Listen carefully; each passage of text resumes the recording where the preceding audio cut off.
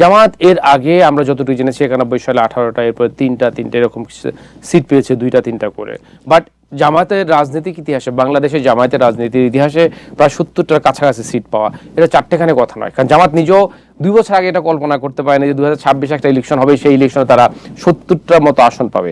এটা তাদের কাছে একটা মিরাকেলের মতো। 2024 দেখেন, 24-এর আগস্ট জুলাই মাসেও তারা কল্পনা করতে পারেনি 2026-এর যা এই ফেব্রুয়ারি ইলেকশনে তারা এতগুলো সিট পাবে। জামাতের উত্থানটাকে কিভাবে দেখছেন আপনি? জামাতের উত্থানটা, তারা তো লিবারেল জামাত করতেছে, কট্টর মুসলিম। যেমন আপনার কিছু দেখবেন আমেরিকাতে অনেক জুইশ পিপল আছে, কিছু আছে লিবারেল জুইশ, কিছু আছে কট্টর জুইশ। তো জামায়াতের আমি তাদের কথা, যারা বক্তব্য যারা শুনতেছি, তারা একটু লিবারেল আছে মানুষের সাথে। শফিক সাহেব তো বলতেছিলেন যে মুখ খোলা রাখবে ইটস ওকে, আর যে ঢাকা রাখবে।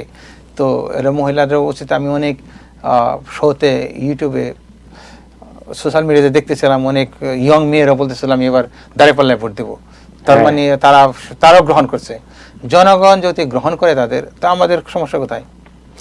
First thing. আর সেকেন্ড থিং হইল, জামাতের উত্থান আস্তে আস্তে হবে। তারা they are not ready for even বিরোধী দল। এখন যে আপনার বিরোধী দল তারা করতেছে, তারা তো এই জন্য রেডি হচ্ছিল না, প্রশ্ন ছিল না।